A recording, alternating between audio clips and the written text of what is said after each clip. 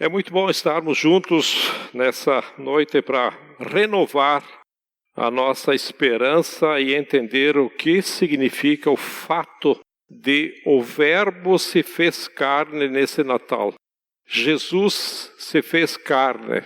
A gente usa a expressão Jesus nasceu, né? Mas há uma explicação, algo interessante, principalmente lá em João, quando fala que o Verbo se fez carne.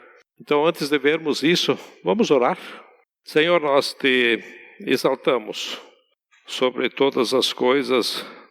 Nós nos reunimos aqui para te louvar, para te adorar, porque tu és o Senhor. Louvar o teu Filho Jesus, aquele que se humilhou, se tornou servo. Queremos exaltar e bendizer, porque cremos e sabemos que a nossa salvação foi feita pelo teu sacrifício. E não há outro nome dado entre os homens para que sejamos salvos a não ser o nome do Senhor Jesus. Aquele que de forma humilde se encarnou, teve uma vida santa e morreu no nosso lugar. E ao terceiro dia ressuscitou, onde hoje continua vivo, assentado à direita do Pai, no trono do universo. Por isso estamos aqui para celebrar a esperança que existe em Jesus, onde queremos compreender o verdadeiro significado do Natal. Em nome de Jesus. Amém? Natal é uma data que nós celebramos o nascimento de Jesus e, historicamente, foi marcado o dia 25 para uma vez ao ano nós lembrarmos, ou que nós lembrássemos que Jesus nasceu. E eu lembro o primeiro estudo do Adelardo, ele tem falado um pouco sobre que não existe uma data específica, o dia 25. E muitos relatam que não é o dia 25 de dezembro a data certa, mas não importa se Jesus nasceu dia 25 de dezembro, se nasceu dia 2, se nasceu dia 4, se nasceu em março, em abril, em agosto. O que importa é que Jesus nasceu. E nós estamos aqui reunidos para celebrar o nascimento de Jesus, onde esse nascimento mudou a história em duas fatias, antes de Cristo e depois de Cristo. Cristo é o divisor de toda a história. Quando o anjo apareceu, a menina Maria, ela era uma menina, para anunciar que ela daria luz para alguém que deveria chamá-lo de Emanuel, que quer dizer Deus conosco, né? O escolhido de Deus. Ela faz uma pergunta ao anjo: como acontecerá isso? Se sou virgem, como é possível, se eu sou virgem, me tornar grávida? E essa história, ou a ideia dessa história do nascimento de uma virgem, da onde surgiu? Essa ideia surgiu de uma promessa que está lá em Gênesis, no capítulo 3, lá no Velho Testamento, onde logo após o pecado de Adão e Eva, Deus lança a desgraça que viria ao mundo por causa do pecado de Adão e de Eva. Adão, ele é amaldiçoado, a Eva é amaldiçoada e a serpente também é amaldiçoada, principalmente a serpente, né? E no versículo 15 do capítulo 3, o versículo diz para a serpente, tá?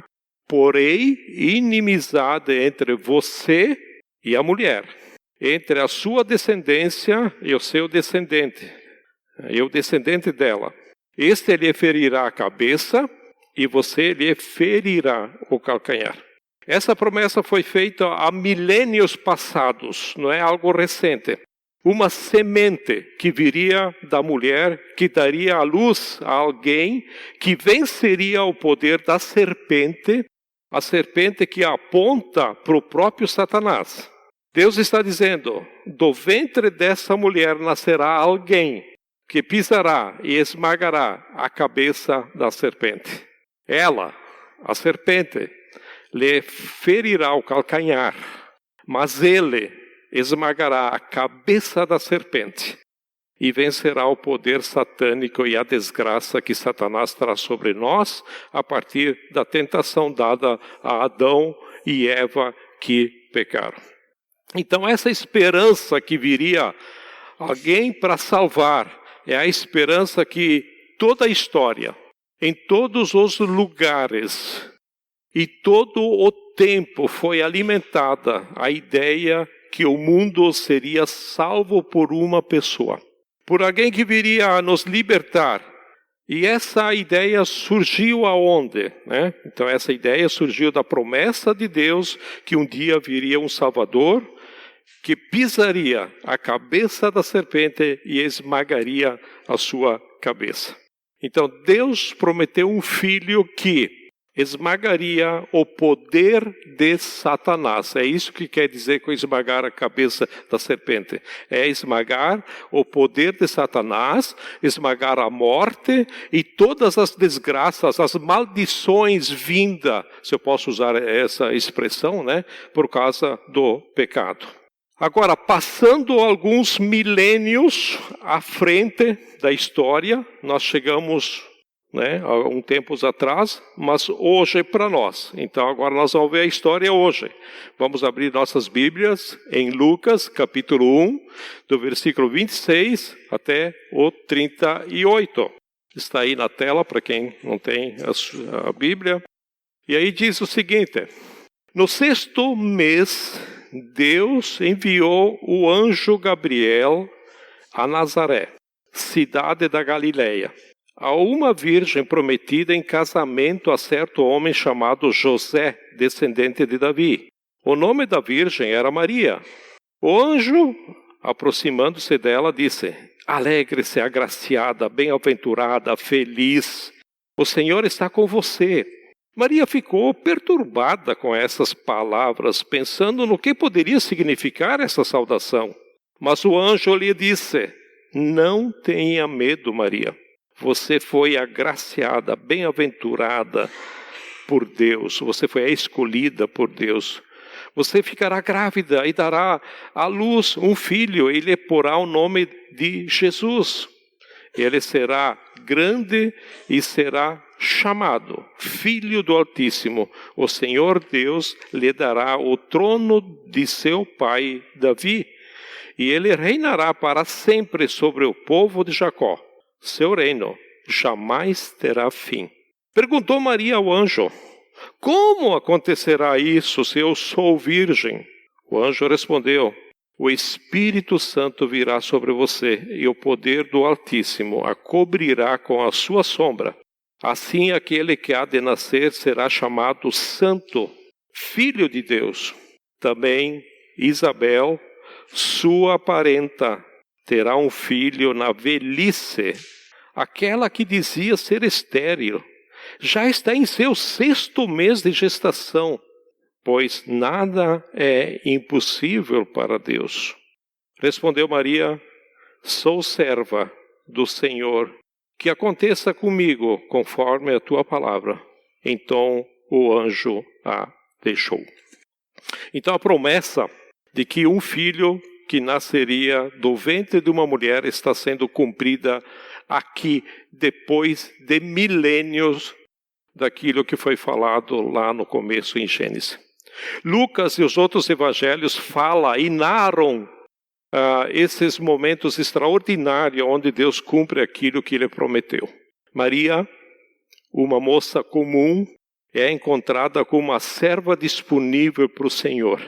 Então o Senhor envia um anjo a ela, dizendo que ela daria à luz aquele que havia sido prometido, o Messias. No Velho Testamento usa toda essa expressão, o Messias. Também a outra expressão que usa é o ungido de Deus. Aquele que estabeleceria um reino sem fim, aquele que venceria o poder do inimigo e aquele que reinaria sobre todos os que temem a Deus. Isso tudo se passa em Nazaré, através de uma jovem virgem desposada, ou seja, sem marido, onde recebe a promessa que ela abrigaria o próprio Salvador de toda a terra. E aqui nós vemos algo fundamental sobre essa promessa bíblica, né? A promessa bíblica,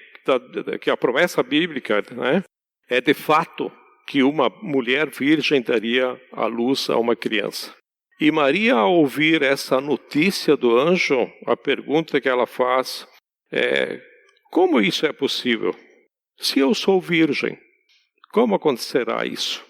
E o próprio anjo diz para ela que nada é impossível para Deus. Ele está usando um exemplo da própria prima dela, uma parenta, né? Ela disse, ela era estéril.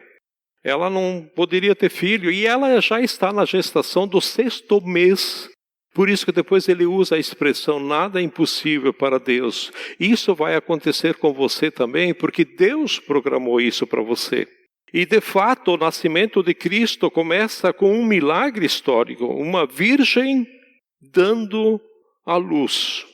É a história, e a história nos conta de uma única pessoa que nasceu de uma mãe virgem.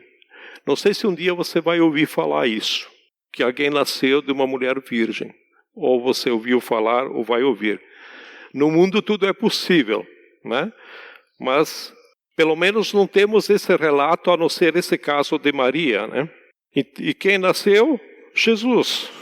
E Jesus é aquele que foi concebido pelo Espírito Santo no ventre de sua mãe, Maria. Então, creio que esse é o fato não só histórico, único, mas provido pelo Senhor. Em Isaías capítulo 7, versículo 13 a 15, diz sobre o nascimento virginal de Maria. Então, no Velho Testamento já se falava nisso. E aí o versículo 13 diz o seguinte, disse então Isaías, ouçam agora, descendentes de Davi, não basta abusarem da paciência dos homens, também vão abusar da paciência do meu Deus? Por isso o Senhor mesmo lhes dará um sinal. Que sinal? A virgem ficará grávida e dará à luz um filho e o chamará Emanuel. Ele comerá coalhada e mel até a idade em que saiba rejeitar o erro e escolher o que é certo. O nascimento virginal de Jesus no ventre de Maria mostra que de fato Deus não desistiu de nós. Mostra que nós devemos confiar em Deus e que essas promessas, elas não falham, porque é uma promessa de Deus. E aquele que prometeu é fiel para cumprir o que prometeu.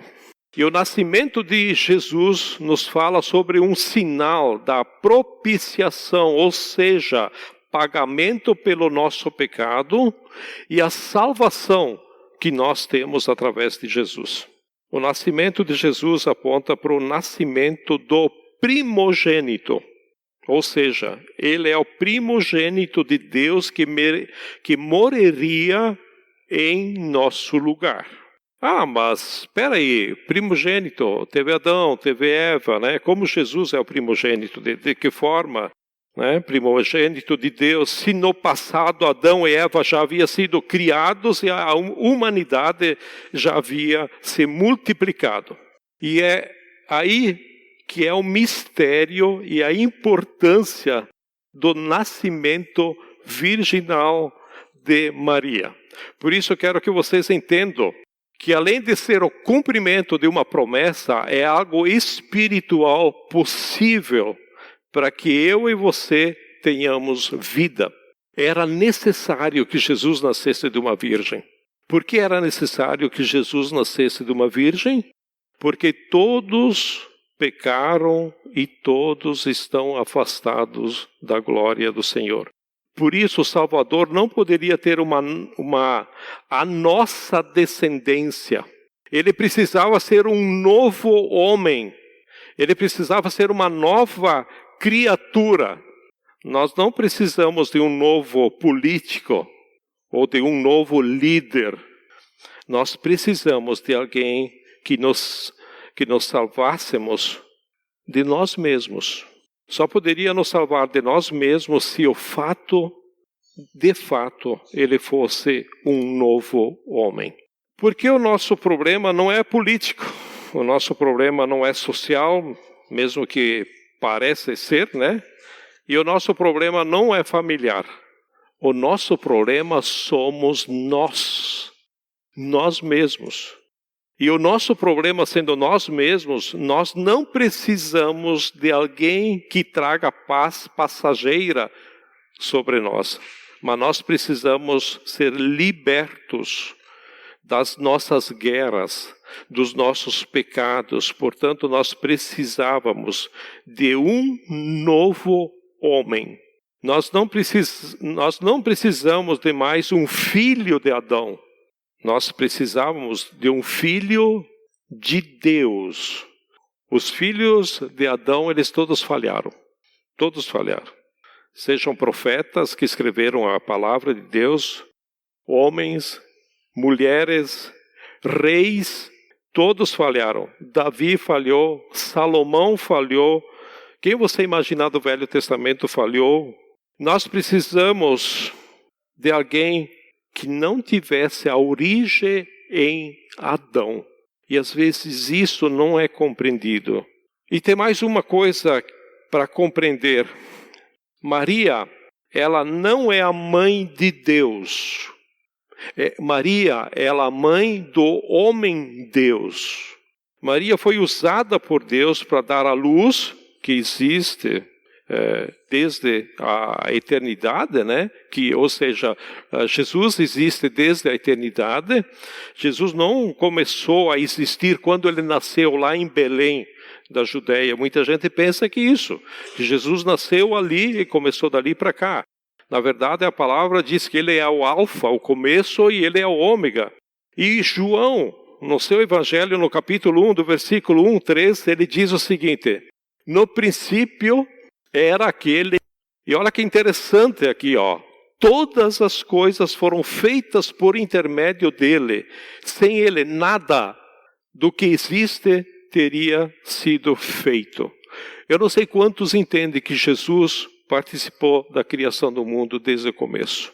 Portanto, Jesus estava ou existiu desde sempre. Quando eu costumo dar o abismo ligado, na primeira lição, lá em Gênesis, quando Jesus fala assim no versículo 26, façamos o homem à imagem, à nossa semelhança, aí está no plural, façamos o homem. Eu sempre procuro explicar para as pessoas, não existia gente, não existia pessoas, aí estava o projeto, os engenheiros fazendo o projeto do homem, e aí está no plural, façamos o homem. Por que isso está? A palavra façamos, porque é a reunião que os três estavam fazendo. Deus, Pai, Filho, que é Jesus, e o Espírito Santo. Então, desde o começo, ele sempre existiu. Portanto, Jesus estava e existiu desde sempre. E ali em Belém, da Judéia, Jesus se torna homem no ventre de uma mulher chamada Maria, virgem, desposada, não casada, como as promessas haviam predito que aconteceria. Então, Jesus nasce. Jesus é um novo homem. Romanos capítulo 5, versículo 14, diz: todavia, a morte reinou desde o tempo de Adão até o de Moisés, mesmo sobre aqueles que não cometeram pecado semelhante à transgressão de Adão, o qual era um tipo daquele que haveria de vir. Então a Bíblia diz que Adão era um tipo daquele que viria. Então olha o projeto de Deus para o ser humano desde lá no começo. Sempre, né? Veio, passou gerações, veio a era de Cristo e estamos nós aqui e quanto ainda vai, né? Tudo isso estava no coração de Deus. Portanto, no conhecimento de Deus de tudo o que haveria de vir. Após a queda de Adão, Deus já apontava para um tempo onde viria um novo representante, um novo homem. Agora, não mais nascido da carne, mas nascido do Espírito. Quem é esse homem? Jesus. Adão tinha uma função, ele tinha uma função de mediador entre nós e Deus. Essa era a função de Adão. Deus colocou Adão. Jesus, ele tem a mesma função, ou seja, ele é o nosso mediador entre nós e Deus. Por que aconteceu que Adão não faz mais essa função? Porque Adão errou, Adão pecou, e junto com eles, pior do que isso, todos nós pecamos. Por isso Jesus viveu em santidade e junto com ele, todos nós somos santificados. Porque nós temos a Jesus. Porque era necessário que uma virgem desse à luz ao Filho de Deus, para que ele não herdasse a natureza de Adão, mas para que a própria natureza divina tivesse encarnado nele. E quando acontece esse milagre de uma mulher virgem dar à luz a um menino Jesus, nesse momento a história se quebra e uma nova humanidade surge em Jesus. Portanto, em Jesus, eu e você temos uma nova origem. Somos novas pessoas. Por isso que lá em João 1,12 fala que nós nos tornamos filhos de Deus. Muita gente diz, somos todos filhos de Deus. Não. Para me tornar um filho de Deus, para uma nova origem, eu preciso crer e aceitar esse Jesus que nasceu de uma virgem. Por isso que Jesus vai dizer para Nicodemos que aquele que nasceu da carne é carne, mas quem nasce do Espírito é Espírito. Então todos nós nascemos da carne, mas é necessário que nascemos do Espírito.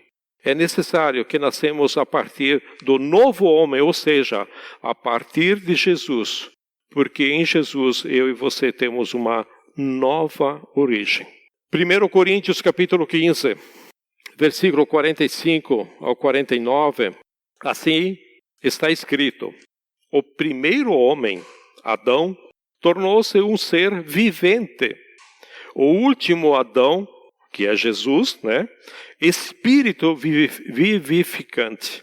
Não foi o espiritual que veio antes, mas o natural. Depois dele veio o espiritual. O primeiro homem era do pó da terra. O segundo homem, dos céus. Os que são da terra são semelhantes ao homem terreno. Os que são dos céus, ao homem celestial. Assim como tivemos a imagem do homem terreno, teremos também a imagem do homem celestial. Talvez o que você não compreende é que o nascimento de Jesus é o ponto principal da história. Isso é importante nós entendermos. Não pode passar simplesmente, dia de Natal é dia que nasceu Jesus. É dia do nascimento de Jesus. Não, isso faz toda a diferença quando ele é compreendido. E quando você compreende isso e você tem a Jesus, sabe quando que é Natal? Todo dia é Natal. Aonde a atuação de Deus, ela é feita, aonde Jesus toma de volta o governo dos céus e da terra. Onde hoje ele está assentado no trono do universo e ali ele estabelece um povo, ele estabelece uma família, uma nova humanidade. Não mais com a natureza do velho homem, Adão, mas agora com uma natureza dele próprio, a natureza espiritual. E aí a gente pode traçar um paralelo, ou seja, na natureza de Adão, nós somos mortais, e em Cristo nós somos eternos.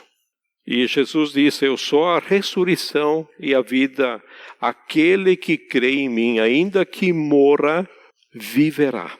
Então o novo homem nos dá a eternidade. E a natureza adâmica, a natureza de Adão era corruptível, mas a natureza que temos em Cristo, ela é incorruptível. A natureza que nós tínhamos em Adão era mergulhada no pecado. E a natureza que nós temos em Cristo é mergulhada na santidade. Porque em Jesus nós temos uma nova origem. Então Jesus não veio estabelecer uma religião. Jesus veio abrir um novo e vivo caminho para que todo aquele que crê não pereça, mas tenha vida eterna.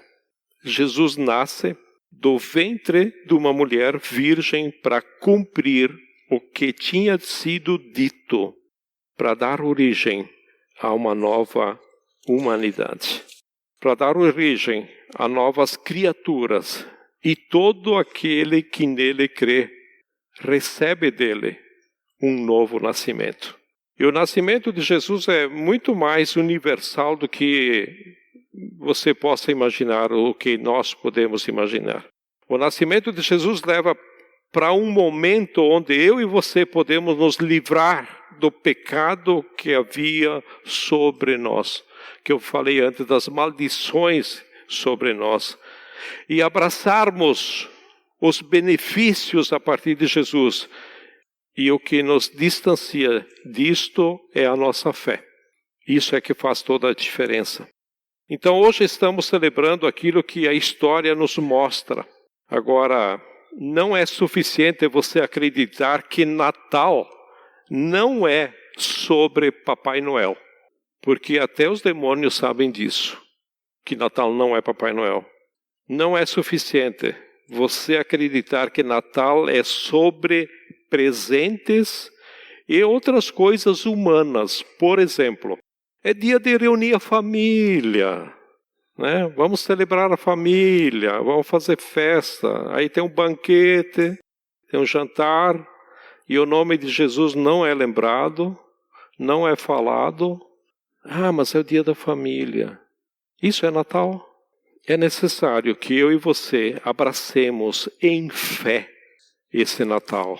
O cumprimento das profecias cumpridas em Jesus nos dá esperança de vida eterna, sim. Nos dá certeza de vida eterna, sim. Isso é o nosso Natal. Deus vive entre nós. Ele cumpriu aquilo que havia sido prometido, onde eu e você, nele, podemos ser novas criaturas. E nós somos novas criaturas. Jesus nasceu. Deus fez o que prometeu. E o novo homem pisou nessa terra para resgatar todos os que creem no seu nome e confiam nele. Esse Natal talvez seja a oportunidade de você abraçar essa fé. Abraçar a fé em Jesus, que não era um homem comum. Ele era o Filho de Deus prometido.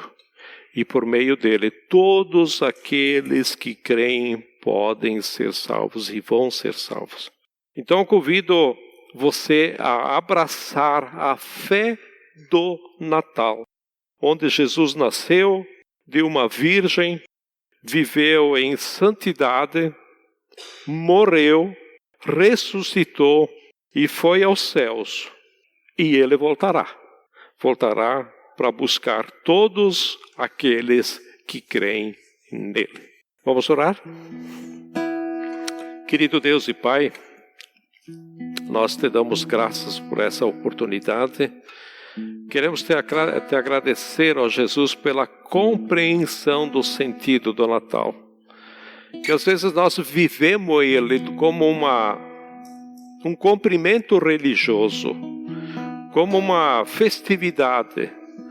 Mas nós precisamos entender a profundeza do significado do Natal, do nascimento de Jesus, do Verbo de Jesus que se fez carne e habitou entre nós. E mais do que isso, ó Deus, obrigado porque nós, compreendendo isso, nós recebemos esse Jesus no nosso coração. E Natal não é mais dia 25, todo dia, todos os dias, de agora em diante, por abraçarmos essa fé, é Natal. Dia após dia é Natal, porque Jesus está no nosso coração. Ele se fez carne e habitou entre nós, e em espírito nós o recebemos no nosso coração, e Ele habitará por sempre. E nós o aguardamos para a vinda que virá nos buscar para um dia estarmos eternamente na Tua presença. Obrigado, Deus, por essa oportunidade. Nós te damos graças e te louvamos. Em nome de Jesus. Amém?